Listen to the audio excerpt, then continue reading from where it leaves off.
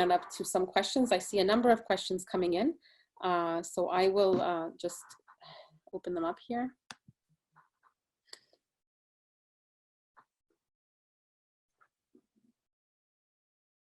Okay, so we have a few questions for Sheikh Zahid, so I'll start with that, and then we'll move on. I'm not sure if Sheikh Zahid can see the questions, but I'll read them out. So one question here says, so what if I am fearful and full of tension and hold on, sorry. Yes, sorry, the question reads, Ramadan is entering and we are still, what if Ramadan is entering and we are still in lockdown? We cannot go to the masjid and we are almost losing this community connection in Ramadan. What do you advise us to do?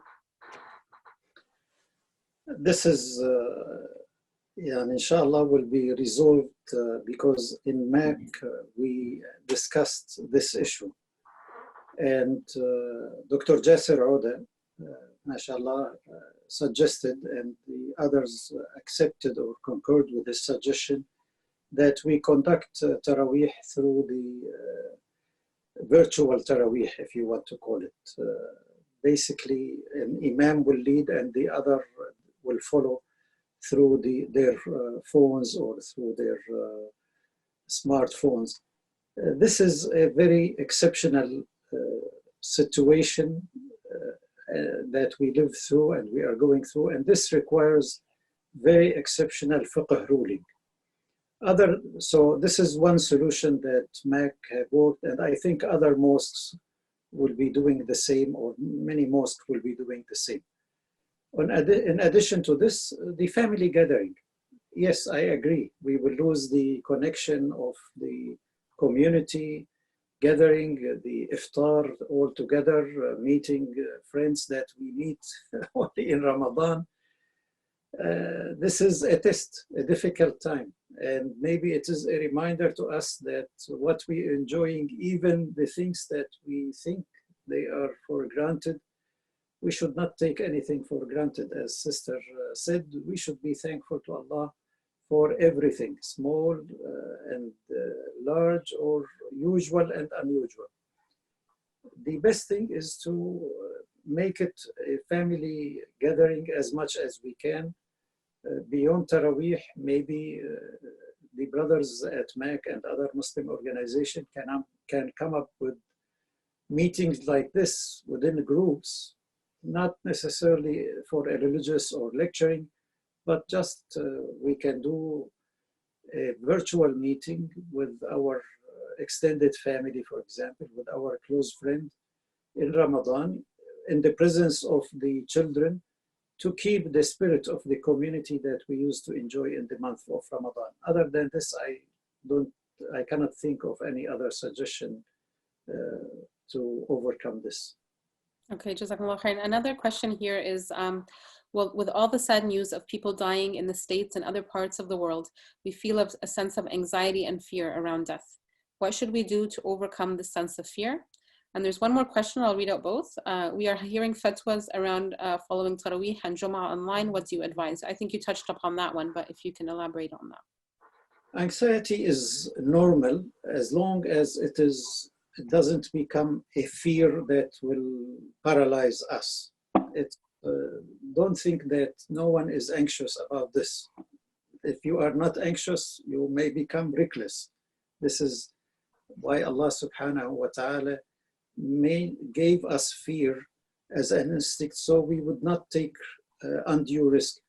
But we need to look in a balanced way at the things and assess it properly. To help us to do this, Allah tells us in the Quran, وَاسْتَعِينُوا بِالصَّبْرِ وَالصَّلَاةِ. Two elements: sabr, be patient, assess the situation properly and wisely, and resort to Allah subhanahu wa ta'ala with tawakkul. These are the two keys during any crisis, including this crisis. Jazakumullah khair. Do you want to answer the other question, Sheikh Zahid, about Taraweeh and Jum'ah? I think we answered that. Okay. Usually, let me maybe elaborate more. Usually in Taraweeh or in Jum'ah, you have to be in the same place. You cannot pray in a different location. especially in the Hanafi madhab, what they call ittihadul makan, that you must be in the same place. If you read in the essential or the master books of fiqh, they will say if there is a river, you cannot pray on one bank and the imam is on the other bank. You have to be in the same place. But we are going through unprecedented situation. There is no example of this situation in the history of Islam. And it requires from us unprecedented rulings of fiqh. And as I said, Dr. Jasir Auda and other scholars researched this, studied this, and came with very valid opinion, in my humble opinion, because of the circumstances we are going through. It is much better than not to do Taraweeh, or much better than not to do Jumu'ah. Jazakallah khair. Thank you, Sheikh Zahid, for providing clarity. Brother Hassan, can you see the two questions that are up there on the screen? Would you like to respond to them? Yes, so I think the first question is about, so for small businesses that rely more on subcontracting and hence the total T4 salaries were less than 50,000, is there a way to get subsidies or free interest-free loans? So for this question, I would say, so far, the business loan, which the government has announced, the $40,000 loan, which 10,000 of which is forgivable, and the remaining, and the entire loan will be interest-free until the end of December 2022. The conditions are very strict. So for that specific loan, the conditions are that it's based on the prior year's payroll expenses, has to be over $50,000 and under $1 million. As much as I've researched on this, the conditions are extremely strict, and this is only available through your financial institution, but is guaranteed by the government. However, this is a very quickly evolving situation. So what I wanted to let you know is that in the last 2 weeks, we've literally seen daily changes to bills and proposals to bills being made. I would be very surprised if they don't address concerns for those companies which do not have, which have a payroll expense of under $50,000. A. B, I also wanted to, just on a side note, just an advice. I'm not sure how that person, whoever answered that question, is paying themselves. You know, if either you can pay yourself through dividends or through payroll expense. So if you don't have $50,000 payroll expense, even which, you know, the way you've paid yourself, then your accountant might need to interfere and review your tax planning, because it seems like you're not maximizing the tax structure of your company. And the last thing is, if you're not eligible for the $40,000 loan because your company won't qualify, at least you have the $2,000 CERB, which is available for 16 weeks, which is about $32,000 in total benefit. So I hope that addresses your question. If there's any more clarification, please reach out. I think the second question was, do you have any comments or advice on how to invest during or after COVID in the stock market? So this is a very tricky question and requires a lot of time to unpack. However, I'll give you some tips, you know, which I advise my friends and some people who reached out to me. Evaluate your risk appetite and how much cash can you set aside. With this understanding that you may lose all of it, because we're going through some very nervous times. Their analysts will change their projections on a daily basis based on the forward outlook of the economy. Yes, the markets have depreciated by about 25 to 30%. And yes, it will eventually, when the crisis is over, it will eventually bounce back, and it'll probably go up because long-term trends show that the stock market only goes up as the economy grows, as population grows, business needs change. So yes, short answer to this long question is, if you can afford to, if you've set aside some funds for rainy days, for some turbulent times coming up, do go ahead and invest. Make sure it's Sharia compliant.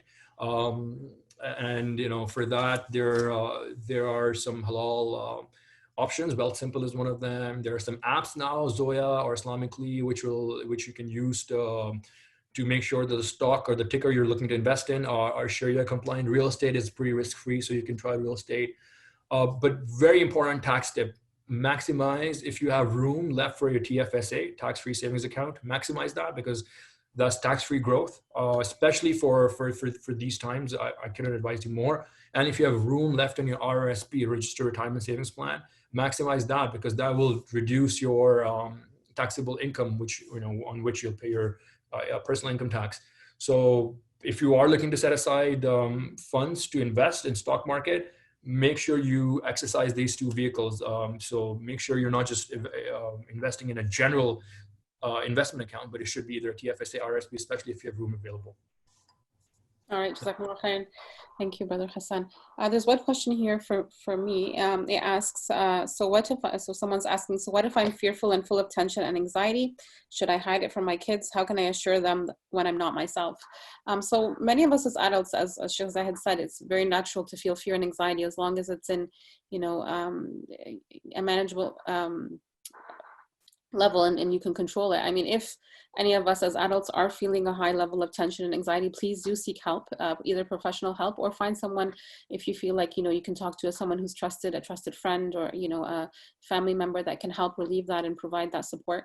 But at the end of the day, it's very natural for us to be feeling a lot of these feelings, and they may be evident to our kids or our household. So like I said, I found it useful with my own kids to speak to them about some of the feelings that you're going through so that they understand what you're going through. Sometimes they'll interpret that fear and anxiety that you're in as anger towards them. They might feel like, you know, I did something wrong, so my mom is upset or my father's upset.